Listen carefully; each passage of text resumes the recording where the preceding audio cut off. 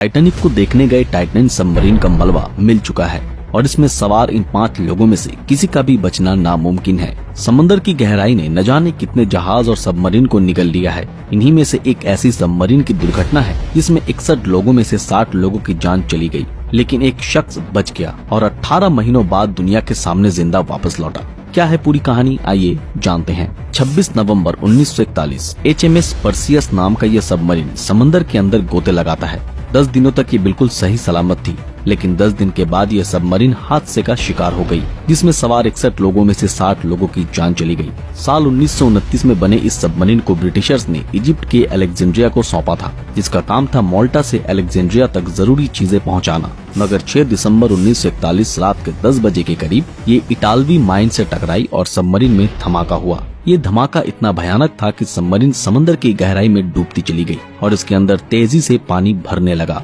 इस वक्त Perseus submarine में कुल 61 लोग सवार थे। इन्हीं में से एक था जॉन केप्स, जो इस हादसे में जिंदा बच पाने में कामयाब हुआ। धमाके के वक्त जॉन अपने बंकर में सो रहा था, लेकिन ये धमाका इतना जबरदस्त था कि जॉन बंकर से नीचे गिर पड़ा, मगर किसी तरह उन्होंने खुद को संभाला। पर धमाके की वजह से सबमरीन की लाइट ऑफ हो गई और चारों ओर घना अंधेरा छा गया। पर खुशकिस्मती से उनके हाथ एक टॉर्च आ गया, जिसकी मदद से जॉन इंजन रूम तक आने में सफल हुए। इस वक्त तक ये सबमरीन समंदर की तलहटी में लगभग 170 फीट की गहराई में जाकर रुक गई।